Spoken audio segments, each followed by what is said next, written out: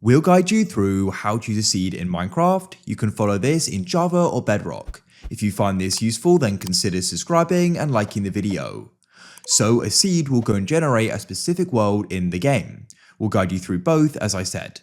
So in Java, go and press single player. Then what you need to do is go and find the option create new world and click on it.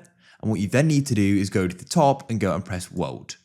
Now what we need to do is go and type the seed in here. Or if you have copied it to your clipboard, you can press Ctrl V to paste it. Then we can press create new world and it will go and be generated. As you can see, here we are. That is the world for the seed and it's that simple.